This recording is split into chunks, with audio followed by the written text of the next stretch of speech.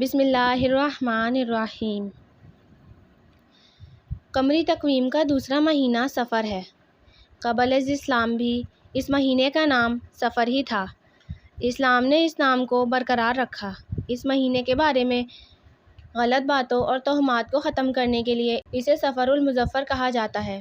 زمانہ جاہلیت میں ماہ صفر کو منحوس خیال کیا جاتا اور لوگ اس مہینے میں سفر کرنے کو برا سمجھتے۔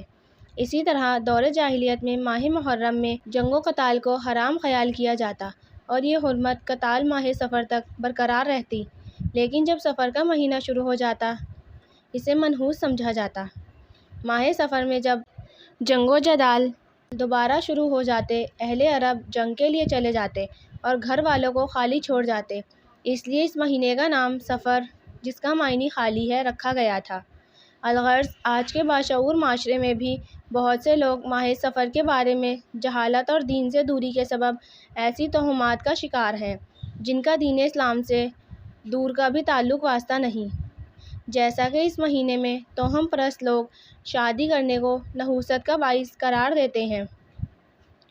اس میں کسی کام مثلاً کاروبار وغیرہ کی ابتدا نہیں کرتے، لڑکیوں کو رخصت نہیں کرتے، اس قسم کے اور بھی کئی کام ہیں جنہیں کرنے سے پرہیز کرتے ہیں۔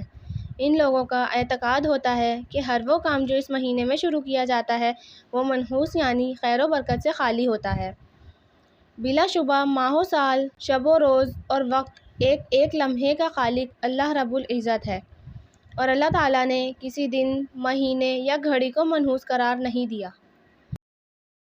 در حقیقت ایسے توہمانہ خیالات غیر مسلم اقوام اور قبل از اسلام مشرکین کے ذریعے معاشرے میں داخل ہوئے، اور آج یہی فاسد خیالات مسلم اقوام میں در آئے ہیں، جبکہ دین اسلام کے روشن صفحات ایسی توہمات سے پاک ہیں۔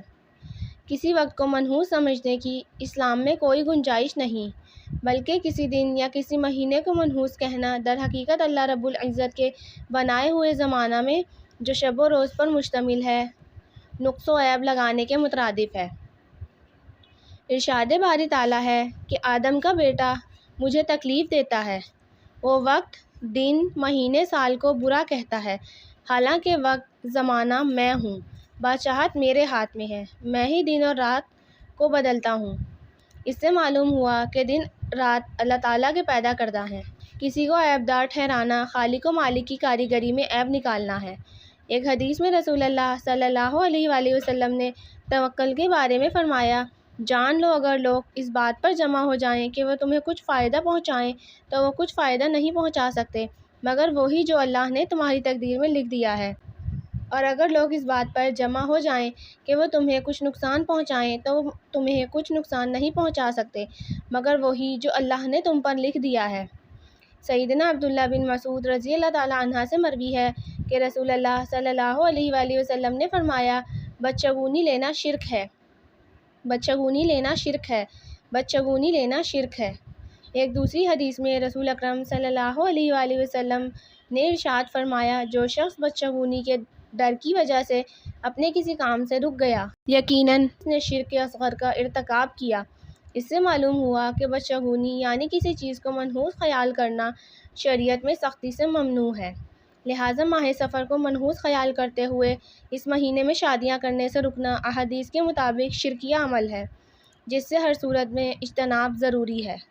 بعض خواتین و حضرات صفر المظفر کے آخری بدھ کو عید کی طرح خوشیاں مناتے ہیں، جس کی وجہ یہ بیان کی جاتی ہے کہ جناب نبی اکرم صلی اللہ علیہ وآلہ وسلم آخری بدھ میں صحت یاب ہوئے تھے اور سیر و تفریح کے لیے باہر تشریف لے گئے تھے، حالانکہ اس دعویٰ کی اصل نہ حدیث میں ہے اور نہ ہی تاریخ کی کتابوں میں موجود ہے۔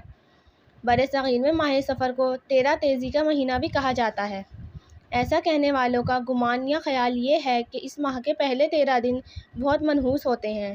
ان دنوں میں جادوگر، جنات اور بدروحیں کھلے عام آفات مچاتی ہیں اور کام بگاڑتی ہیں۔ ایک کہاوت یہ بھی بنائی گئی ہے کہ ان دنوں میں کوئی بیماری ہو جائے تو وہ مریض مشکل سے بچتا ہے، یا اس ماہ میں لگنے والی بیماری مہلک یا شدید ثابت ہوتی ہے۔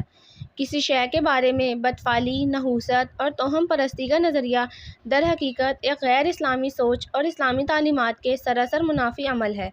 ہمیں یاد رکھنا چاہیے کہ ہم اپنے خالق و مالک اللہ کریم کو اس صورت میں راضی کر سکتے ہیں کہ جب ہم اس کے ارشادات اور تعلیمات کی پابندی و پیروی کریں اور شریعت و سنت کے مقابلے میں اپنی نفسانی خواہشات اور توہمات کو کبھی ترجیح نہ دیں۔